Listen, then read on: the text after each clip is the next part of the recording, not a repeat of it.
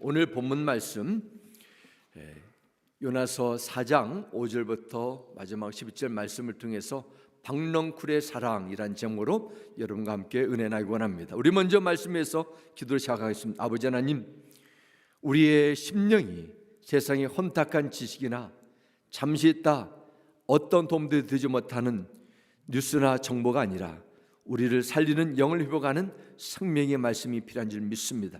성령 하나님, 우리의 마음밭을 새롭게 기용하여 주셔서 이 말씀이 우리에게 힘이 되고 능력이 되고 하나님의 음성이 되도록 이 시간을 주장하여 주옵소서. 예수님의 이름으로 기도드렸습니다. 아멘. 제가 한국에서 성공적으로 중소기업을 운영하는 한병태 성도님의 간증을 은혜롭게 읽은 적이 있습니다. 이분이 어릴 적에 아버지가 일찍 세상을 떠나게 됐습니다. 그리고 홀 어머니가 저 시골에서 가난한 살림을 꾸려 나가게 되었습니다. 초등학교를 졸업했을 때 너무도 배우고 싶었습니다.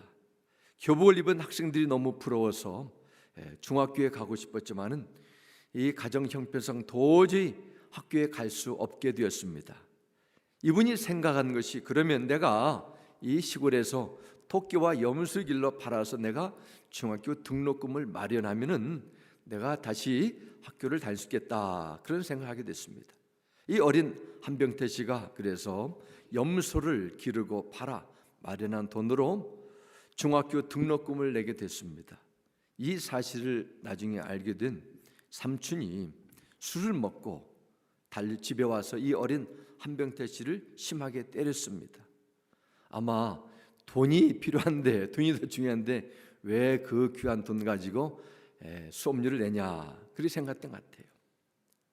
너무도 억울하고 아버지가 없는 그 서러움에 집을 뛰쳐나와 가지고 서울로 무작정 완행열차를 타고 오게 되었고, 나중에 열심히 닥치는 대로 일을 하게 되고, 너무도 심적인 공허감 속에서 어느 누구도 알려주지 않았는데 스스로 교회에 찾아가서 예배를 드리기 시작했습니다. 신앙생활을 하게 되면서 예수 믿고 귀한 주님의 일꾼이 되었습니다. 그가 20살이 되었을 때 삼촌을 생각하면서 삼촌에 대한 억울한 감정이 풀리기 시작했다고 합니다. 내가 집을 그때 뛰쳐나왔을 때 나를 그토록 때렸던 삼촌 마음, 지금 얼마나 마음이 더 나보다 아팠을까. 처음에 가졌던 미움과 서름, 이제는 용서와 이해, 용납으로 받아들이게 되고 많은 사람들에게 간증까지 할 수 있게 된 것입니다. 똑같은 아픔과 실패를 경험해도 깨달음을 가진 자와 그렇지 않은 자는 엄청난 차이가 있을 것입니다. 아무리 큰 실패라 해도 그 과정 속에서 좋은 깨달음을 발견하게 되면은 미래를 위한 큰 자산이고 지혜가 되지만은, 그렇지 않게 되면 실패가 그대로 남게 되고 어쩌면 또 다른 실패를 반복할 수 있습니다. 신앙생활도 그렇습니다. 하나님의 말씀을, 자기가 성경을 읽든지 하나님의 말씀의 설교를 듣든지 깨달음이 있어야 되는데 깨달음이 없으면 아무런 소용이 없는 것입니다. 한국에도 속담이 수박 겉핥기식이라 하던 말처럼 성경을 많이 외우고 앞만 많이 읽어도 하나님의 말씀에 대한 깊은 깨달음을 가지고 해야 되지, 깨달음이 없으면 나에게 영적인 유익이 소용이 되지 않는다는 것입니다. 하나님이 우리에게 베푸신 사랑과 은혜가, 깨달음의 그 증거가 그러면 어디에 나타나게 될까요? 바로 우리의 마음입니다. 그래서 로마서 2장 말씀이면 마음을 새롭게 함으로 변화를 받아, 이렇게 성경 말씀합니다. 깨닫다는 것은 머리로 이해할 뿐만 아니라 열린 마음으로 하나님의 말씀을 받아들이는 것을 의미합니다. 그렇지만 이 은혜의 열매는 마음속에 일어난 깨우침으로 멈추지 않습니다. 하나님의 은혜는 생각으로 깨달았던 그 내용이 내 감정의 변화로 이어집니다. 내 마음속 깊은 곳에서 하나님의 그 은혜를, 임재를 사모하게 됩니다. 그 지금까지 내가 하나님을 몰랐던, 깨닫지 못했던 그때 가졌던 나쁜 습관에 대해서 미워하게 됩니다. 주님께 헌신해야만 된 의무감에서 이제는 감사함으로 마음이 변합니다. 신앙에서 변화해야 된 단계에 들어가 있어는 무엇보다도 가치관의 차이가 있습니다. 내가 왜 인생을 살아가냐? 무엇 때문에 내가 열심히 일하냐? 분명한 목적이 다르다는 것입니다. 나를 바라보고 다른 사람과 사물을 바라보는 관점이 달라지는 그런 내면의 변화가 따라야 돼요. 생각의 변화뿐만 아니라 다른 사람을 바라볼 때도 전에는 그 사람이 보이는 위적인 조건, 그 사람의 능력, 소유, 이것보다도 하나님의 마음으로, 궁일한 마음으로 바라보고 대하게 됩니다. 이것이 바로 하나님의 은혜를 체험한 자의 증거라 말할 수 있습니다. 오늘 본문에 나오는 요나는 우리 모두의 가슴 속에 신앙생활의 태도, 습관 속에 어느 정도는 다 자리 잡고 있다고 믿습니다. 나의 바로 다른 사람이 아니라 나에 대해서 말씀하고 있습니다. 우리가 지난 7주 동안 요나서를 나눴습니다. 오늘 마지막 8번째입니다.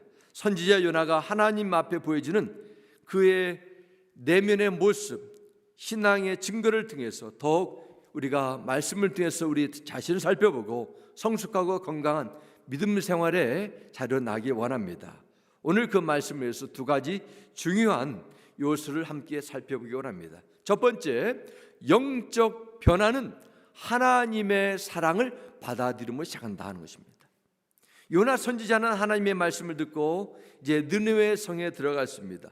그가 느느웨 성에 가서 했던 사역은 하룻밤을 다니면서 하나님의 심판의 메시지를 외친 것이었습니다. 그런데 그가 전혀 상상할 수 없는 일들이 그 성 안에 일어나기 시작한 것입니다. 온 느느웨 백성, 왕을 비롯해서 심지어 동무들까지 함께 회개하는 역사가 나타났습니다. 죄를 고백하고 하나님의 굴과 자비의 은혜를 구하는 놀라운 영적 대각성이 그 땅에 일어났습니다. 그 후로 하나님의 심판은 진노는 처리되었습니다. 요나는 지금 니느웨 성에서 불붙듯이 일어나는 부흥의 한복판에 있었지만 전혀 기쁨이 없었습니다. 오히려 화가 나가지고 어쩔 줄 모르고 하나님을 원망합니다. 3절 말씀 보면 내가 인생에 사는 것 너무도 재미없습니다. 내 생명을 거둬 가십시오. 그런 하나님께 원망을 하지 않습니까? 우리 지난주에 나눴습니다. 이때 하나님은 요나를 계속 참아주고 내가 왜 화를 내느냐? 화를 내는 것이 옳지 않다. 이렇게 물으면서 달렸습니다. 그는 하나님의 권면도 다 뿌리치고 느느웨 성 밖으로 다 나와버렸습니다. 그 후에 일어나는 일들이 바로 5절부터 나오는데 우리 5절 다시 한번 읽겠습니다. 요나가 성읍에서 나가서 그 성읍 동쪽에 앉아 거기서 자기를 위하여 초막을 짓고 그 성읍에 무슨 일이 일어나는가를 보려고 그 그늘 아래에 앉았더라 말씀합니다. 차라리 나는 죽고 싶다고 하나님 앞에 떨어졌던 이 선지자 요나가 이제는 자신을 위해서 자기를 위하여입니다. 조그마한 초막을 짓습니다. 그리고 그 성에 무슨 일이 일어나는가, 이것은 하나님께서 마음을 돌이켜서 다시 한번 심판을 내리겠지, 그렇게 바라본다는 것입니다. 요나가 니느웨 성 밖으로 나가는 초막을 짓는 그 모습에 우리는 무엇을 생각할 수 있습니까? 바로 그가 가졌던, 품었던 자기중심적인 인생관, 자기중심적인 신앙, 이렇게 볼 수 있습니다. 지금까지 요나에게는 여러 사건들이 꼬리를 물고 틀어졌습니다. 그 사건들을 통해서 하나님은 우연이 아니라 요나를 변화시키려 원하셨습니다. 깨우침을 받기를 기대하셨습니다. 처음에는 풍랑과 요나 같았던 벳사람들의 설교를 통해서, 그들이 하나님을 믿게 되는 놀라운 변화를 통해서, 심지어 제비 뽑기를 통해서 큰 물고기 속에 들어가 부르짖었던 기도와 응답을 통해서도 하나님은 그에게 분명하게 보여주셨습니다.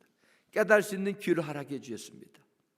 이처럼 요나서 1장부터 4장까지 통틀어서 하나님은 요나를 끝까지 포기하지 않고 그와 함께 하셨어요. 이것은 하나님이 요나를 얼마나 사랑하고 자비와 은혜와 용서를 베푸시는가를 보여주는 생생한 증거입니다. 그럼에도 요나는 아직 하나님의 마음을 헤아리지 못합니다. 왜 그랬을까요? 하나님의 말씀도 전했습니다. 니느웨 성까지도 갔어요. 3일 동안 물고기에서 금식기도 가지 하면서 부르짖었습니다. 그러나 그의 마음에는 사랑이 없었어요. 사랑. 하나님은 요나를 당장 버리고 요나보다 더 헌신되고 용감하고 능력 있는 사람을 얼마나 쉽게 선택해서 다시 보낼 수 있었습니다. 하지만 하나님은 요나를 끝까지 버리지 않으시고 새로운 기회를 부여하셨어요. 요나가 여기까지 왔던 건 한 가지입니다. 하나님의 용서하심과 끈질긴 무조건적인 사랑입니다. 하나님이 요나가 받은 용서와 사랑을 깨닫고 그것을 받아서 니느웨 성에 가기를 원하셨어요. 물론 요나도 하나님의 부르심을 들었고 부르심에 따라 니느웨 성 가서 선지자의 말씀을 전하는 사명을 감당했습니다. 하나님의 구원의 메시지를 선포했습니다. 그래도 지금도 요나의 마음에는 사랑이 없어요. 그런데 요나는 그토록 악한 백성이 니느웨 사람들이 사랑이 없으니까 나는 말씀을 전했지만 그들은 하나님의 심판을 받아야 된다, 그렇게 기대했습니다. 그의 기준을 볼 때는 당연한 것일지도 모릅니다. 왜냐하면 하나님이 얼마나 의로우시고 하나님은 악에 대해서 분명히 심판한 분임을 알았고, 또한 니느웨 백성은 하나님의 심판을 받아야만 당연한 것도 그도 인식했을 것입니다. 요나는 나름대로 하나님 일을 한다 했지만 아직도 보이지 못한 자기 의지, 나이가 뭔가를 할 수 있다는 의로움이 그의 신앙을 끌고 다녔어요. 요나의 모습을 보면서 우리 신앙을 보여주기도 합니다. 신앙을 생활 속에서 유혹 가운데 하나는 요나처럼 사랑이 없이 나의 정심에서, 아니 거룩한 부담감에서 열심히 교회 생활도 할 수 있다는 것입니다. 그러나 순서가 있어야 돼요. 병 안에 자갈과 모래를 함께 집어줄 수 있는 이야기를 여러분도 많이 들으셨을 것입니다. 자갈과 모래를 병에 같이 넣기 위해서는 무엇이 중요합니까? 순서예요, 순서. 병 속에 모래를 먼저 붓게 되면 나중에 자갈을 넣으면 들어가지 않습니다. 먼저 자갈을 병 안에 집어넣고 모래를 부으면 모두 다 병 안에 담을 수 있습니다. 신앙생활 속에도 그렇습니다. 교회나 가정 같은 공동체에서도 올바른 순서가 있어야 돼요. 가장 먼저 사랑이 있어야 됩니다. 그 다음에 의로움이에요. 사랑에 빠진 의로움은 율법주의적인 신앙으로 변질될 수 있습니다. 사랑이 없는 의로움은 다른 사람을 판단하기 쉽습니다.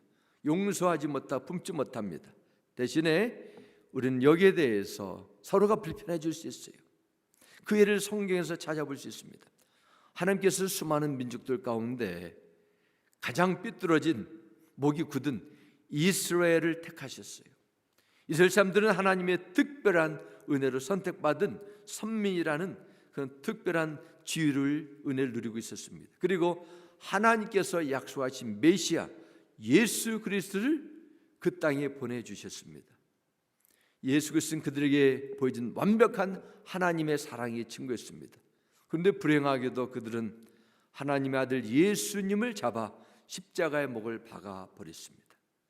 그들에게는 율법도 있었고 종교적인 좋은 정통도 있었고 위대한 선지자들도 보내주셨습니다. 성경에 박식하고 잘 가르치는 바리새인들도 넘쳐났어요. 그런데 어떻게 그토록 하나님의 많은 은혜를 누렸던 그들이 예수님을 거부하고 십자가에 죽였을까요? 의로움은 있었습니다. 그러나 하나님의 사랑을 발견하지 못한 것이죠. 죄로 타락한 인간이 어떻게 하나님의 사랑을 이해하고 체험할 수 있습니까? 내 사랑에 빠진, 아니 내 사랑에 중독되다시피 살아온 인생이 어떻게 보이지 않는 하나님을 알고 하나님의 사랑에 대해서 말할 수 있겠습니까?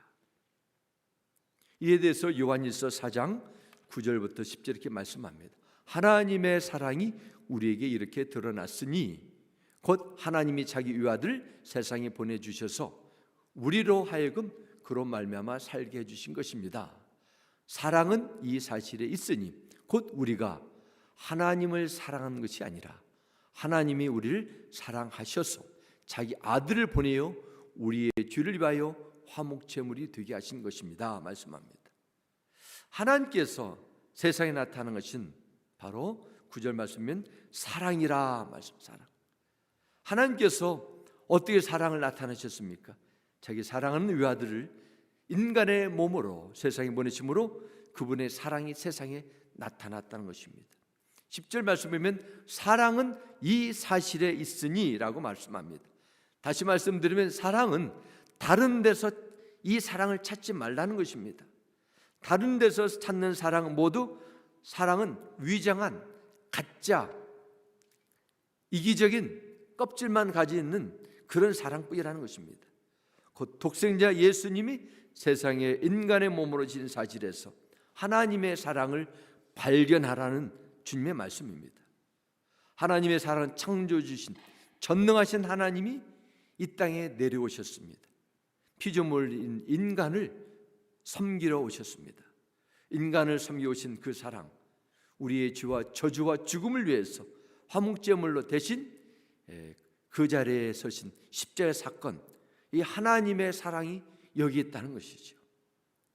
사람들은 사랑하는 것은 로맨틱한 것이고 아름다운 것이라는 환상을 가지고 있습니다. 그런데 하나님께서 보여주신 이 사랑, 아름다운 로맨틱한 사랑입니까? 아닙니다.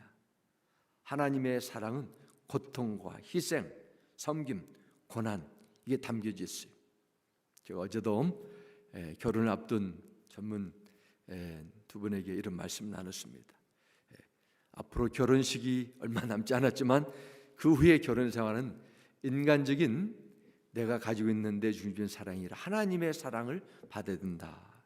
그런 강조의 내용을 함께 나눴습니다. 정말 그렇습니다. 우리는 하나님의 사랑을 가져야 돼요. 하나님의 사랑에는 독생자 예수 그리스도를 버리신 하나님의 고통과 아들이면서도 기꺼이 내버리는 희생, 십자가의 고난이 담겨져 있습니다. 하나님께서 세상에 나타나신 사랑, 세상이 꿈꾸는 환상과 같은 영화나 드라마에서 말하는 인간적인 사랑과는 엄청난 거리가 있다는 것을 알아야 돼요. 그런데 많은 사람들이 하나님의 사랑을 안다고 합니다. 나를 구원하기 위해서 예수님을 보내셨다. 맞는 말씀입니다. 그러나 여기만을 생각하면 안 돼요.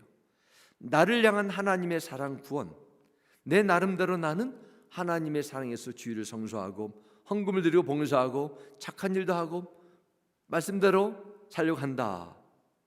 사랑, 나와 하나님의 사랑의 관계가 괜찮다. 이런 결론을 가질 수 있습니다. 이러한 사랑을 인정하고 이러한 것이 하나님의 사랑이 전부인 것처럼 여긴다면 우리는 하나님의 사랑을 오해할 수 있고 제한할 수 있습니다. 우리가 하나님의 사랑 어떻습니까? 우리가 하나님의 그 사랑을 우리가 알아야 돼요. 나를 향한 하나님의 사랑이 아니라 나를 통해서 일어나는 하나님의 그 어마어마한 변함이 없는 메마르지 않는 그 사랑이 있습니다. 바로 요한일서 4장 11절에 그러합니다. 사랑하는 여러분, 하나님께서 이렇게까지 우리를 사랑하셨으니 우리도 서로 사랑해야 합니다. 말씀합니다. 하나님의 사랑을 받은 자들은 하나님의 사랑을 알게 되어 있고 이 사랑을 증거한다, 나눈다는 것입니다. 우리도 서로 사랑한다. 이것은 주님의 사랑을 나눈다는 것입니다. 이것은 인간에서 나오는 자연적인 사랑과 전혀 다른 차원입니다. 우리에게 나타나신 하나님의 사랑, 즉 예수 그리스도의 그 희생과 용서하심을 전하고 그 사랑을 나눈 것이지요. 나의 사랑이 아니라 이것이 여러분과 서로에게 할 수 있는 최고의 사랑이라 말씀합니다. 어떻게 예수 그리스도 안에는 하나님의 사랑이 우리에게 누려지고 이해가 되고 확신으로 다가올 수 있습니까? 이에 대해 에베소 3장 16절 또 18절 19절 전반 이렇게 말씀합니다. 아버지께서 그분의 영광의 풍성하심을 따라 그분의 성령을 통하여 여러분의 속사람을 능력으로 강건하게 하여 주시고 모든 성도와 함께 여러분이 그리스도의 사랑의 너비와 길이와 높이와 깊이가 어떠한지를 깨달을 수 있게 되고 지식을 초월하는 그리스도의 사랑을 알게 되기를 빕니다. 사도 바울이 에베소서 교회 성도들에게 드린 기도 가운데 그리스도의 사랑을 알게 되기를 내가 발견한 것이 아니라 하나님의 은혜 속에서 알게 되기를 빈다. 그런 기도합니다. 어떻게 알게 됩니까? 바로 6절에 기록합니다. 다 16절 보여주시겠어요? 그분의 성령을 통하여 말씀. 우리의 믿음을 강건하고 속사람 변화시킬 뿐만 아니라 성령님께서 우리에게 임할 때 주님의 사랑이 믿어지게 된다는 거예요. 이 하나님의 은혜입니다. 우리를 위하여 목숨을 버리고 십자가에 달림으로 저주받은 자가 되셔서 모든 죄를 짊어지시고 걷는 어린 양이 되신 그분의 사랑이 얼마나 크고 놀라운지를 깨닫게 하신다 말씀합니다. 사랑하는 성도 여러분, 우리에게 나타난 이 하나님의 십자가에 담겨진 사랑을 깊이 묵상하시기 바랍니다.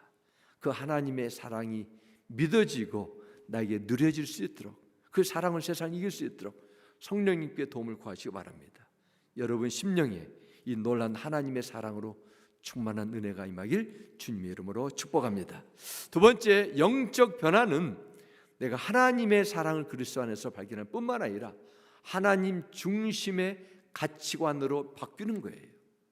우리 6절 말씀 다시 보겠습니다. 하나님 여호와께서 박넝쿨을 예비하사 요나를 가르게 하셨으니 이는 그의 머리를 위하여 그늘이 지게 하며 그의 괴로움을 면하게 하려 하심이었더라.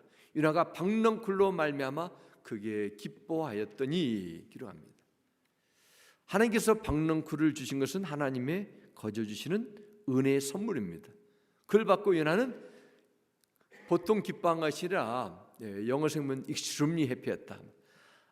아주 너무 기뻐가지고 어쩔 줄 모르는 그 환희의 기쁨 상태를 냅니다. 하나님은 요나가 깨닫지 못한 그 사랑을 끼워줘 주시기 위해서 박넝쿨을 준비해 주시고 초막에 박넝쿨이 자라게 하셨습니다. 이 박나무는 우리가 알고 있는 그 종류가 다른 것입니다. 물론 한말은 박넝쿨이지만은 냄새가 고약하지만은 그 열매를 따서 기름을 짜는 그런 종류라 그 설명하기도 합니다. 이 박넝쿨이 잘 자라가지고 그 중동 지방이 뜨거운 열기를 막아줘 요나를 시원하게 해주셨습니다. 하나님의 긍휼의 표시였습니다. 느느웨 사람들이 회개하는 걸 보고 나를 목숨을 빼앗아 달라고 그렇게 부르짖으며 기뻐하지 않았던 요나가 요나서 1장부터 4장까지 처음으로 기뻐했던 내용이 바로 여기 있습니다. 그렇게 기뻐했어요. 이거 보면 우리가 기뻐하는 것이 바로 이런 거 아닙니까? 조금 편하면은, 돈이 좀 있으면은, 뭔가 잘 되면은, 내 뜻대로 되면은 너무도 기분 좋고 뭔가 바라는 것이 이루어지면 너무너무 크게 기뻐하는 것입니다. 그러나 하나님의 기쁨이 무엇인지, 하나님의 기쁨을 어디에서 얻는 것인지 여러분 생각해 보셨어요? 우리 함께 7절과 8절 보겠습니다. 하나님이 벌레를 예비하사 이튿날 새벽에 그 박넝쿨을 갉아먹게 하심에 시드니라. 해가 뜰 때 하나님이 뜨거운 동풍을 예비하셨고 해는 요나의 머리에 쪼임에 요나가 혼미하여 스스로 죽기를 구하여 이르되 사는 것보다 죽는 것이 내게 나으니다 하니라. 요나가 습관적으로 하는 말이 바로 이 말입니다.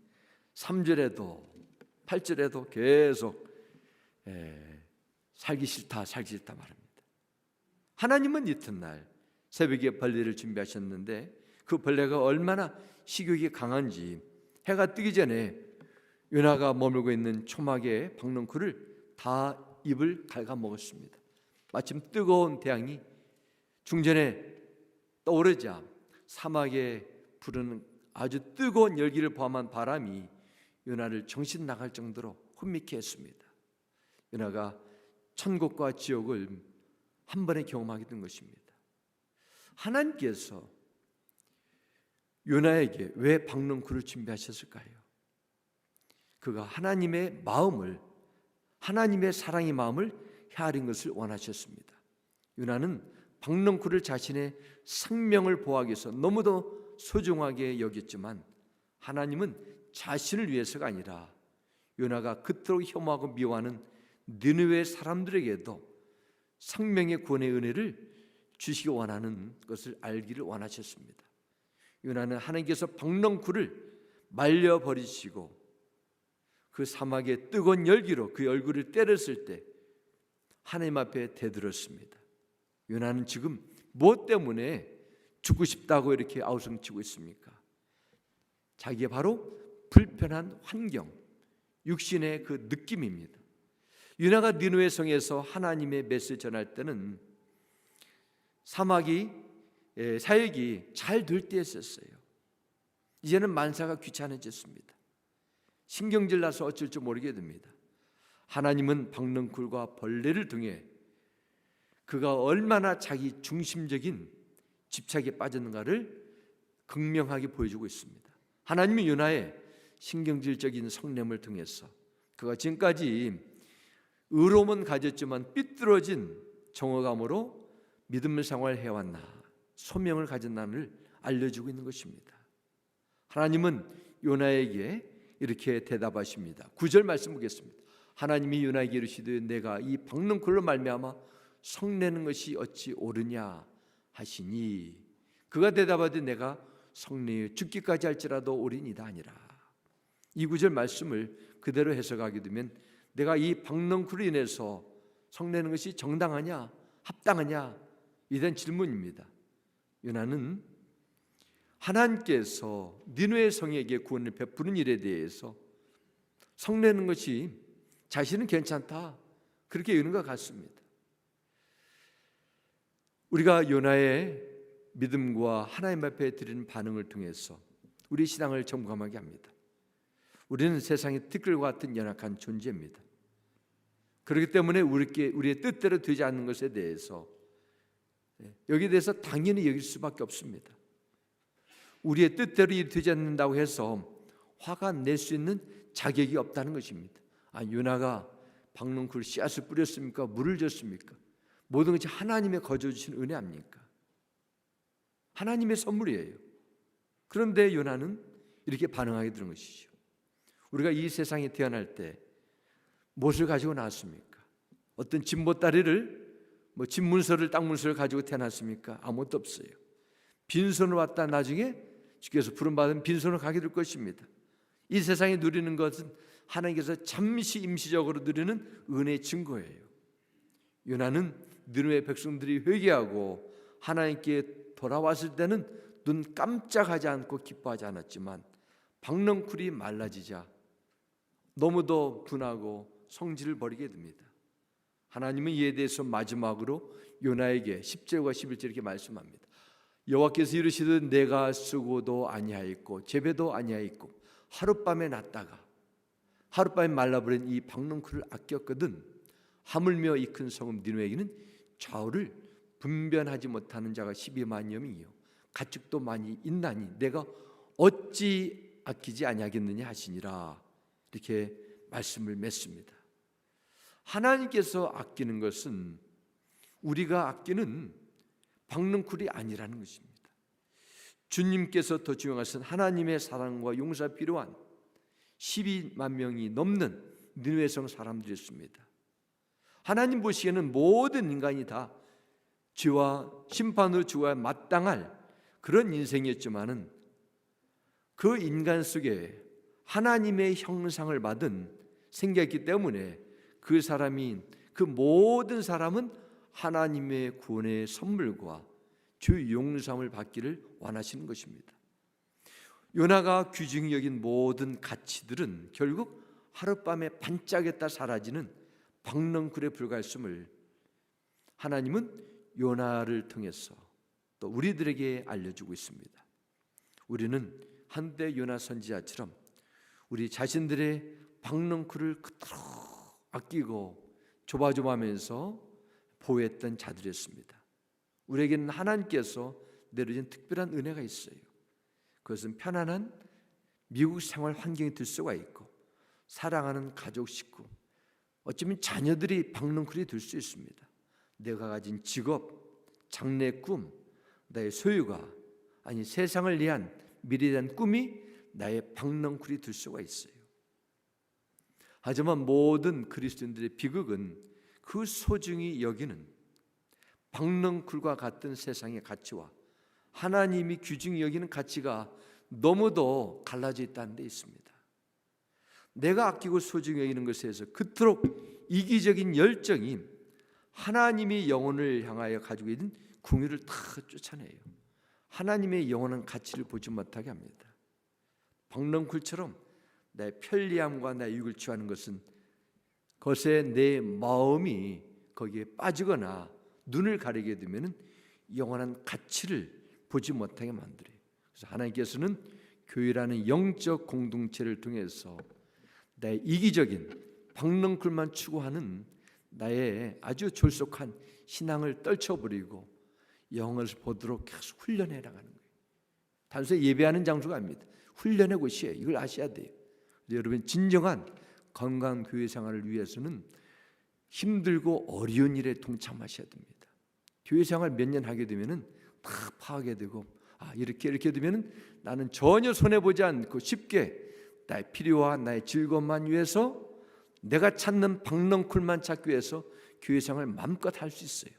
그러나 우리가 주님께 서게 될 때 그것은 하나님 앞에 어리석고 부끄러운 일입니다. 사랑하는 성도 여러분, 하나님의 영광과 기쁨을 원하십니까? 그렇다면은 좁은 길을 선택하세요. 생명을 선택하시고 영원한 가치를 위해서 내가 가지고 있는 옥합을 깨트려 보시기 바랍니다.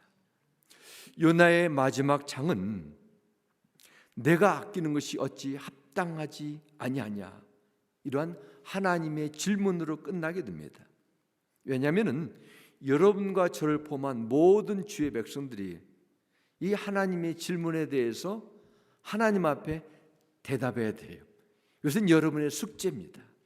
사랑하는 성도 여러분, 하나님의 부르심이 부담스러운 다시서 가는 배 안에 있지 않습니까? 느느웨 성처럼 영적인 부흥과 성령의 역사하신 그 자리에서도 무관심과 박넝쿨이 시들어버리는 그런 일을 보고 불평으로 대하지는 않습니까? 아니면 우리들의 좁은 편견 속에 묶여 하나님의 소중히 여기는 영원한 것을 보지 못하지는 않습니까? 하나님께서 베푸신 인생의 여정 속에서 잠시 있다 사라지는 박넝쿨을 향한 사랑과 애착이 아니라 성령님께서 예수 그리스도 안에 있는 영원한 사랑, 영원한 가치를 발견하시고 그것을 위해서 끝까지 달려가는 믿음의 여정이 새로운 한 주간에도 앞으로 있는 여러분의 신앙생활도 계속 이루어지기를 주님의 이름으로 간절히 축원합니다. 아멘. 우리 함께 기도하겠습니다. 아버지 하나님, 요나의 믿음과 그의 하나님 앞에 보여주는 반응을 통해서 우리의 신앙을 거울로 보여준 것 감사드립니다. 참 우리는 하나님을 알고 하나님의 사랑을 알았답니다. 하지만 이 사랑에 묶여 있지 않습니까? 너무도 메마르고 너무도 이기적인 내 중심적인 사랑의 모습이 있다면 이것을 뚫고 온전한 하나님의 사랑이 내 속에서 흘러나도록 성령 도와주셔서 그것이 바로 하나님 앞에 복의 근원이 된 삶임을 믿게 하여 주시옵소서. 하나님께서 보시는 궁일한 마음을 주셔서 눈에 보이는 그 대상이 아니라 하나님의 자비와 용서와 하나님의 위로와 영원한 하나님의 구원의 축복이 필요한 그 영혼의 마음을 보게 하여 주시옵소서. 예수님의 이름으로 기도드렸습니다. 아멘.